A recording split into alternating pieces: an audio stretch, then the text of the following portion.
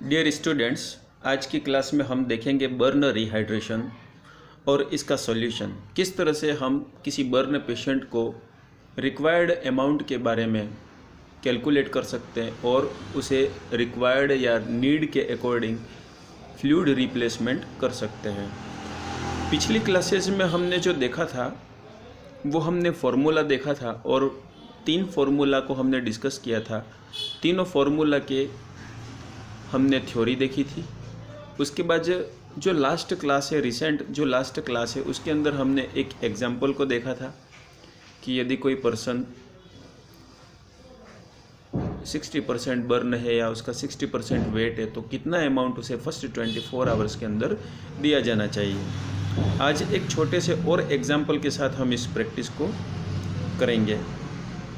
पिछले क्वेश्चंस का सॉल्यूशन आपको निकाल के मुझे कमेंट करना है ताकि आपकी अटेंडेंस मेंटेन रहे। और नेक्स्ट क्वेश्चंस आज हम देखेंगे और इस नेक्स्ट क्वेश्चन में हम जिस तरह से सॉल्यूशन देखते हैं उसी को सीख के आपको पिछले क्वेश्चंस का सॉल्यूशन मुझे अपने अटेंडेंस पर्पस के लिए और लर्निंग पर्पस के लिए मुझे सेंड करना है। और आपका ये जो रिस्पॉन्स है मुझे आज के दिन में आना चाहिए। आज या आप कल तक ले सकते हैं, कल संडे है आई थिंक, तो कल तक आप ये सॉल्यूशन मुझे देंगे और आपका अटेंडेंस आज का जो है वो प्रेजेंट उसमें लग जाएगा। आज हम नेक्स्ट क्वेश्चंस लेंगे, एक डेमो लेंगे, उस सॉल्यूशन को देखना है और पिछली जो क्वेश्चन मैंने आपको दिया है, पिछली जो प्रॉब्लम दी है उसको भी इसी तरीके से सॉल्व करना है। तो इस बहाने आप पिछले वीडियो को भी देखेंगे और इस वीडियो के अंदर हम उसे सीख लेते हैं कि कैसे करना है। तो दूसरा क्वेश्चन हमारे सामने है, ये सेकंड क्वेश्चन है। आपको विजिबल तो नहीं हो रहा है लेकिन एक बार मैं इसको रीड कर लेता हूँ और इसको शॉर्ट में बता दूंगा कि किस तरह से क्वेश्चन क्या कहना चाह रहा है, क्या प्रॉब्लम हमारे सामने आई है।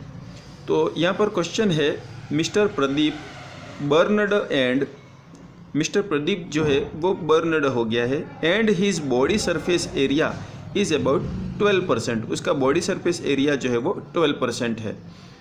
अफेक्टेड, ठीक है, 12% अफेक्टेड है। Calculate to the fluid volume to rehydrate the victim. इस पेशेंट को रिहाइड्रेट करने के लिए उसका फ्लूइड वॉल्यूम हमें कैलकुलेट करना है, राइट। और on the first day of burn, जब भी पेशेंट बर्न हो गया उसी समय फर्स्ट 24 आवर्स में हमें क्या देना है। While the body weight of the Pradeep is 60 kg, जबकि प्रदीप का जो वेट है वो 60 kg है। तो इसमें हमें जो फॉर्मूला यूज़ करना है वो पार्कलैंड फार्मूला यूज़ करना है। तो अब इस क्वेश्चन को मैं समराइज़ कर देता हूँ, शॉर्ट में बताना चाहूँगा, राइट। इस क्वेश्चन को हम शॉर्ट में देखते हैं कि क्या है। तो मिस्टर प्रदीप नाम से जो पेशेंट है और उसका बर्न इन्होंने बताया 12%, राइट। तो यहाँ लिख लेते कि पेशेंट का जो TBSA है, पेशेंट का जो TBSA है वो कितना है, 12% है। पेशेंट का TBSA कितना है, 12% है। और पेशेंट का जो बॉडी वेट है वो है 60 kg। बॉडी वेट क्या है, 60 kg। तो हमें किस तरह से कैलकुलेट करना है कि पार्कलैंड फार्मूला यूज़ करना है यहाँ पे, पार्कलैंड, राइट। पार्कलैंड फार्मूला हमें यहाँ पर यूज़ करना है। और पार्कलैंड फार्मूला यूजुअली जो यूज़ किया जाता है वो इस तरह से किया जाता है, जो मैक्सिमम हॉस्पिटल्स में किया जाता है, 4 ml पर kg पर TBSA, राइट। मतलब 4 ml आपको देना है पर kg बॉडी वेट एंड पर TBSA। तो पेशेंट यदि यहाँ पर फार्मूला के अंदर हम रखते हैं 4 ml, राइट। पेशेंट का वेट हम यहाँ पे रख देते हैं इनटू 60 kg और उसका जो बर्न सरफेस एरिया है वो रख देते हैं हम यहाँ पर 12%। तो यहाँ पर टोटल यदि हम कैलकुलेट करते हैं, राइट, तो आप जैसे इसको कैलकुलेट करोगे तो आपके पास क्या आंसर आना चाहिए। तो सीधा सा कैलकुलेशन का तरीका है कि तीनों का अपने को क्या करना है, इनटू कर देना है, मल्टीप्लिकेशन कर देना है। तो मल्टीप्लिकेशन के लिए हम यदि बड़े आंकड़ों को पहले मल्टीप्लाई कर देते हैं तो ये हो गया, इनका मल्टीप्लिकेशन करने से हो जाएगा 20 ml, और इस 4 को हमने यहाँ पे ये ले लिया और इसमें इसका मल्टीप्लिकेशन करेंगे तो ये टोटल अमाउंट जो अपने पास आ जाता है वो आ जाता है 2880 ml। 2880 ml देना है, लेकिन ये 80 ml जो है 2880 ml जो है, ये 2880 ml आपको फर्स्ट 24 आवर के अंदर देना है। कब देना है? फर्स्ट 24 आवर के अंदर देना है।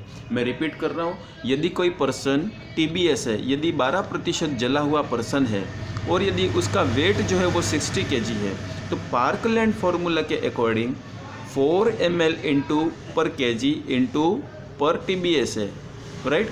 तो 4 ml इंटू 60 इंटू 12, टोटल हम इसका मल्टीप्लिकेशन करते हैं तो ये अमाउंट हमारे पास आता है 2880 ml fluid replacement for first 24 hours.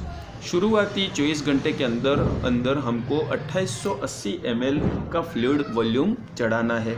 लेकिन यहाँ पर एक शर्त और लग जाती है कि ये जो 2880 है, इसका फर्स्ट हाफ शुरुआती 16 घंटे में 8 घंटे में देना है, राइट। शुरुआती 8 घंटे में देना है और बाकी का बचा हुआ जो हाफ है वो बाद के जो 16 घंटे बचते हैं उसमें ये देना है। तो यहाँ पर जैसे इसका हम यदि वॉल्यूम कैलकुलेट करते हैं तो यहाँ पर 1440 ml हमको 8 घंटे में दे देना है। इसका यदि हम हाफ करेंगे तो 1440 ml 1440 जो है वो हमें शुरुआती 8 घंटे के अंदर देना है और बाकी का बचा हुआ जो अमाउंट है 1440, ये हमें बचे हुए 16 घंटे के अंदर देना है, राइट। तो इस तरह से ये फर्स्ट डे का हमारा कैलकुलेशन हुआ फ्लूइड वॉल्यूम का। अब यदि क्वेश्चन के अंदर एक चीज़ और यदि आ जाती है, राइट, कि इसी तरह के पेशेंट को और इसी तरह की कंडीशन में फर्स्ट 8 आवर के अंदर ड्रॉप फैक्टर क्या रखा जाए, फर्स्ट 8 आवर के अंदर ड्रॉप पर मिनट क्या रखा जाए, कितना ड्रॉप प्रति मिनट आपको पेशेंट को एडमिनिस्टर करना है ताकि वह फिक्स 8 आवर के अंदर फिनिश हो जाए, वह वॉल्यूम फिक्स 8 आवर के अंदर फिनिश हो जाए, राइट। या ऐसा आ सकता है क्वेश्चन कि क्वेश्चन ये आपकी एक प्रैक्टिकल प्रॉब्लम है जिसको सॉल्यूशन करना है, राइट। तो यहाँ पर इस तरह से भी पूछा सकता है कि कोई यदि 12 बजे पेशेंट जल जाता है और उस 12 बजे पेशेंट को हम रिहाइड्रेशन 1 बजे से हम उसका रिहाइड्रेशन स्टार्ट कर देते हैं, तो शाम को 5 बजे उसका जो फ्लूइड है उसकी स्पीड क्या रहेगी, राइट। तो इस तरह से भी कैलकुलेट हम कर सकते हैं। ड्रॉप फैक्टर को कैलकुलेट करने के लिए, ठीक, ड्रॉप पर मिनट को कैलकुलेट करने के लिए हमारे पास फॉर्मूला है fluid volume into 15 fluid volume into 15 upon time in minute, right. क्या समझे कि हमें कितना फ्लूइड वॉल्यूम देना है वो यहाँ लिखा जाएगा, राइट। दूसरा, हमें कितने समय में देना है वो यहाँ पे लिखा जाएगा कि हमें कितने समय में फ्लूइड वॉल्यूम देना है। और 15 जो है वो ये कांस्टेंट है जिसको हम ड्रॉप फैक्टर कहते हैं, राइट, कांस्टेंट है। और यदि इसकी जगह बेबी हो तो उसे हम 60 इस तरह से रखेंगे फॉर्मूला के अंदर। एडल्ट के लिए 15 और बेबी के लिए, चाइल्ड के लिए 60। अब यहाँ पे इसको हम ज़्यादा डिटेल नहीं समझेंगे, राइट, क्योंकि ये चीज़ें मैंने पहले आपको बता चुका हूँ। अब यहाँ पर फ्लूइड वॉल्यूम हमारा कितना हो गया, 1440। फर्स्ट 8 घंटों के लिए फ्लूइड वॉल्यूम क्या हो गया, 1440 हो गया, राइट। और फर्स्ट 8 घंटे मतलब टाइम कितना हो गया, 8 घंटा। लेकिन 8 घंटे को किस में लिखना है, मिनट लिखना है। तो यहाँ पे 8 × 60 राइट, 8 इंटू 60, और हमारा जो कांस्टेंट है 15, उसको हम एज इट इज़ यहाँ पे रख देते हैं। अब यहाँ पे 15 से 60 को काटेंगे, ये 4 हो गया, राइट। इस तरह से हम यदि इसको कंप्लीटली सॉल्व कर लेते हैं और हम ये 360 जो है इसमें 8 का डिवीज़न करेंगे तो ये टोटल अपने पास अमाउंट आ जाता है, जो आ जाएगा 45, राइट। 45 क्या आ जाएगा, ड्रॉप पर मिनट, 45 ड्रॉप पर मिनट। तो पेशेंट को 45 ड्रॉप पर मिनट आपको एडमिनिस्टर करना है। कौन से, किसका, फ्लूइड का। कौन सा fluid, according to the formula. जैसे आप पार्कलैंड फार्मूला लगा रहे हो तो यहाँ पर इलेक्ट्रोलाइट्स दिए जाते हैं, और इलेक्ट्रोलाइट्स के अंदर क्या दिया जाता है, NS दिया जाता है, RL दिया जाता है, राइट। यदि क्रिस्टलोइड की बात करें तो उसके अंदर ब्लड या प्लाज्मा एक्सपेंडर्स, ये सारी चीज़ें दी जाती हैं, और ग्लूकोज की जगह हम डेक्सट्रोज देते हैं, राइट। ग्लूकोज के रूप में हम क्या देते हैं, डेक्सट्रोज देते हैं। तो यहाँ पर हमने ये देखा कि यदि कोई पर्सन, अब हम यहाँ पे प्रैक्टिकली देखें, यदि किसी पेशेंट पर IV फ्लूइड की स्पीड इतनी रखी जाए, राइट, किसी पर्सन पे IV फ्लूइड की स्पीड इतनी रखी जाए 45 ड्रॉप पर मिनट, तो ये एक प्रैक्टिकली पॉइंट से हम यदि इसको देखें तो ये बहुत ज़्यादा स्पीड है, राइट। आपने किसी हॉस्पिटल में 45 ड्रॉप पर मिनट की स्पीड से फ्लूइड चढ़ते हुए नहीं देखा होगा, और न ही कभी चढ़ाया होगा। लेकिन बर्न पर्सन जो है उसमें इस तरह से दिया जाता है, क्योंकि यहाँ पर ओरली अलाउड नहीं होता है, राइट। बर्न पर्सन को ओरली अलाउड नहीं होता है, और बर्न का परसेंटेज कितना बताया था हमने, 12%। तो 12% जो है वो बहुत ही ज़्यादा परसेंटेज माना जाता है, क्योंकि 30%, 40% यदि बर्न है तो वो बहुत सीवियर और नियर टू द डेथ समझा जाता है, राइट। 40%, 50% ये नियर टू द डेथ समझा जाता है, लेकिन 12% भी एक तरह से सीरियस ही है, राइट। और इसीलिए इंस्टेंट फ्लूइड देने के लिए, राइट, कंटिन्यूसली फ्लूइड देने के लिए हमें इस स्पीड में फ्लूइड देना पड़ेगा शुरुआती 8 घंटों के अंदर, राइट। अब सेकेंड 16 आवर्स की बात करें तो सेकेंड 16 आवर्स के अंदर हमारा टाइम क्या हो रहा है, डबल लग रहा है। हमने इसी सेम वॉल्यूम को 8 आवर्स में यहाँ पर दिया। अब नेक्स्ट इसी तरह के बचे हुए वॉल्यूम को हमें यदि 60 आवर्स में देना है तो टाइम डबल लगाना है, मीन्स हमारी जो रेट है ड्रॉप पर मिनट जो है वो भी क्या हो जाएगा, हाफ हो जाएगा। क्योंकि हम डबल टाइम दे सकते हैं तो उस स्पीड को हम हाफ कर सकते हैं। तो ये डायरेक्ट कैलकुलेशन का एक मेथड है, और यदि आप उसको भी कैलकुलेट करना चाहो तो यहाँ 8 की जगह आपको 16 रखना है, तो ऑटोमेटिक जो आंसर आएगा वो क्या आ जाएगा, हाफ आएगा। 45/2 ड्रॉप पर मिनट आंसर आएगा। कब, जब आप सेकेंड 16 आवर की बात करते हैं तब, राइट। तो इस तरह से आज हमने ये देखा कि यदि कोई पर्सन है 12% बर्नड है और उसे फर्स्ट 24 आवर्स में क्या वॉल्यूम देना चाहिए, और दूसरा क्वेश्चन हमने ये देखा कि फर्स्ट 24 आवर में क्या वॉल्यूम देना चाहिए, और सेकंड क्वेश्चन हमारा ये कि फर्स्ट 8 आवर के अंदर फ्लूइड की ड्रॉप पर मिनट स्पीड क्या रहेगी। अब हम पिछली क्लास के बारे में मैं आपको थोड़ा हिंट देना चाह रहा हूँ, राइट। पिछली क्लास में मैंने आपको ये बताया था कि यदि कोई पर्सन अपने हैंड में या लेग में बर्नड हो जाता है, राइट, यदि किसी पर्सन का हैंड बर्न है, राइट, आप क्वेश्चन को देखिएगा, क्वेश्चन में जो भी बताया गया है उसको समझिएगा, और उसमें हैंड या लेग या जिसकी भी बात करिए, राइट, वो एक तरह से आप वीडियो देखेंगे, पिछला क्लासेस आप देखेंगे तभी आपको थोड़ा आइडिया लगेगा। मैंने हैंड और लेग या एब्डोमेन जो करी है उसके अकॉर्डिंग यदि हम बर्न की बात करें तो हैंड की यदि बात हो तो एंटेरियर प्लस पोस्टेरियर यदि ऐसा कहा गया है तो हम यहाँ पर टोटल 9% कैलकुलेट कर लेते हैं फॉर्मूला के अंदर।